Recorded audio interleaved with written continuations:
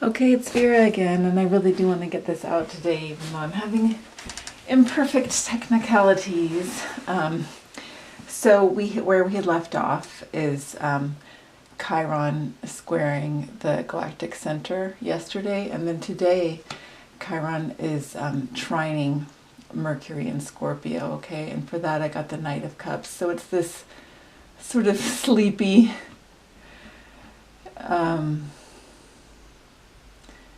Sort of slow. I guess that's not quite it, but sort of there's an exhaustion. There's a certainty. There's a certainty, and there's an exhaustion. It's almost, I think, of like when you're standing in the sandy mud at a shoreline with waves.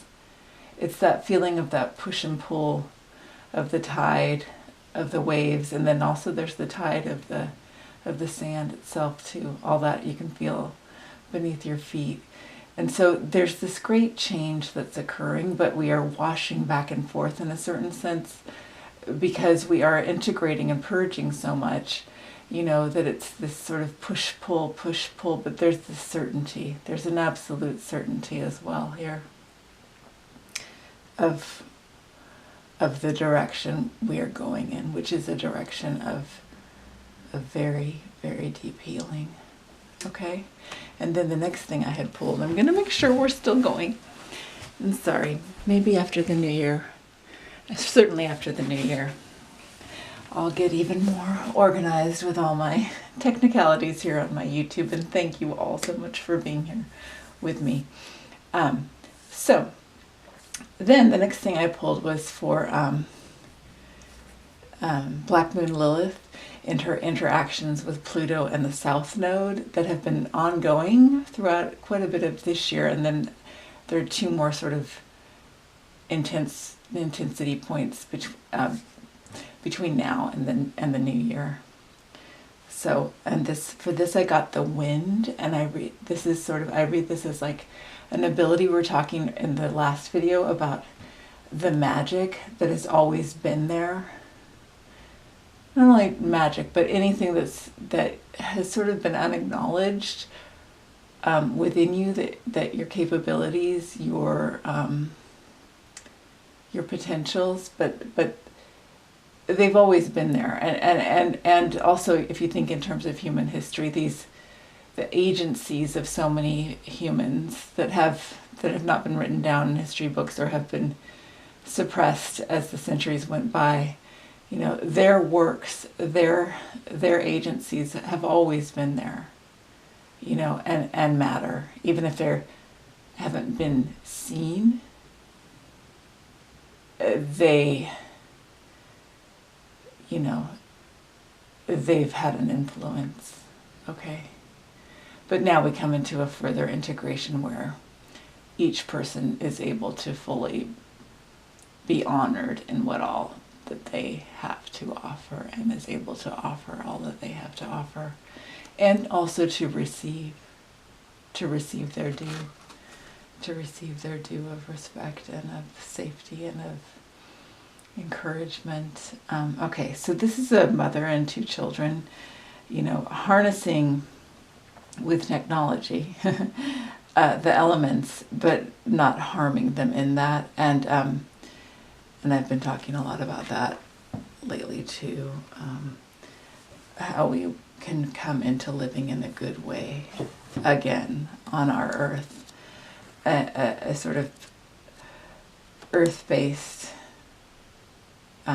way of living in a good way with ourselves as part of the earth. We are part of the earth. Our imaginations, our inventiveness, our curiosity, even our velocity and carelessness in a way are part of the earth. That might be controversial to say, but like we are moving into a way where we are doing no harm to ourselves, no harm to each other, no harm to the earth, but yet we are still this burgeoning, gorgeous field of inventiveness and curiosity and all those things, but without the carelessness and the pollution and the lack of dignity. Okay, so, and then I'm just going to read actually what the authors of this book have for wind also, because sometimes, yeah, adventure. Okay, so we are on this adventure, right? And we may feel this tug to the familiar, even if the familiar is painful, like I said 2 videos ago, that sting, if a wound has a salve, and sometimes when the salve comes onto it, there's that little stingy moment, or even more than stingy moment of pain. But that is the very act, that is that purging and integration at the same time. That is that opening of possibility for healing. Okay. And for creating, for creating, new economies and new creations, new ways of inhabiting ourselves and our surroundings. And then for Black Moon Lilith coming up at this solstice, there's a full moon in Cancer right around the solstice. And I pulled this card for Black Moon Lilith at that time. So Joan of Arc is the Fool, and this to me relates to Black Moon Lilith in retrograde and going back and we go back for our magic. I think I said in the previous video. But Joan of Arc as a person who came with, I imagine her standing under her tree where she had her visions and heard her voices. I think they called it the maiden tree or the lady tree, but in any case, as a young teenager, she was able to command an army based on this information that she was getting from her guides, right? So it is our birthright to encompass all of our talents and all of our perceptions, okay, and to use those in creating this life on earth, okay, and doing our works here.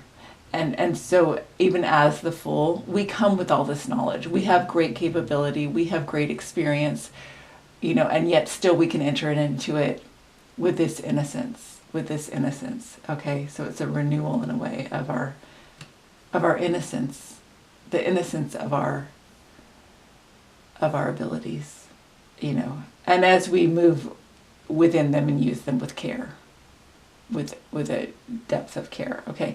Then what I pulled for the ancestors, and this scarf used to belong to my grandmother, or still does, and I'm just holding on to it. The ancestors, the card that came up was the Death card. So we are just, this to me says, first of all,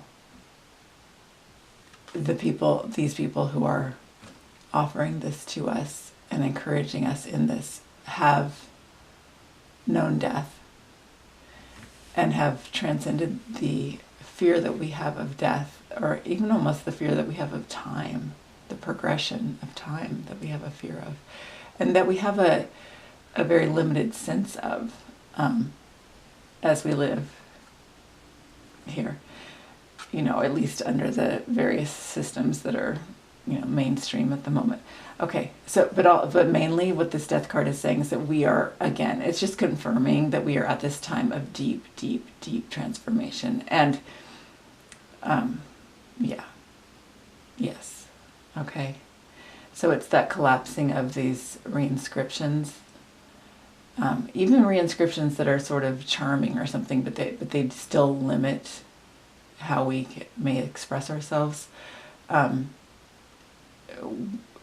There is a great sort of integration that's happening that requires the collapsing of many narratives that are familiar. Okay, even the softest ones that we hold within ourselves, of what narrative of who we are and what we're able to do or what we're worthy of, or even those that most intimate of them.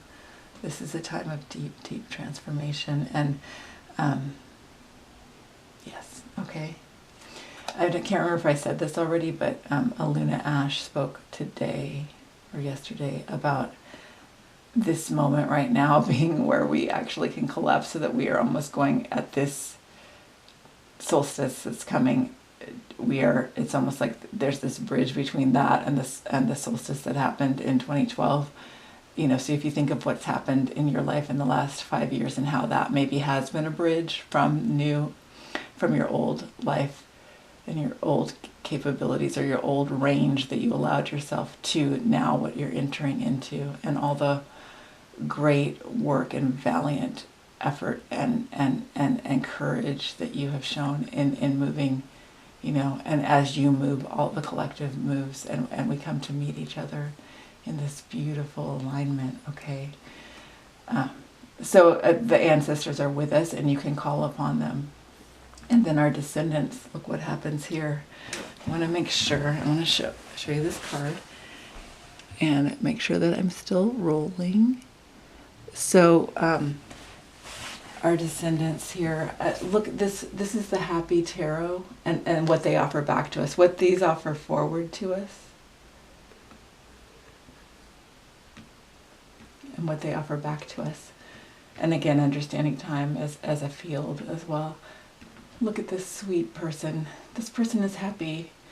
This person is content. There's sort of a mess left over from conflict to pick up. These people are happy as well. The earth is healthy. The earth is renewed. And there may be some work to do still to continue the mending, but it's what they are offering to us from the past and what they are offering to us from the future are not that different, and it is hope.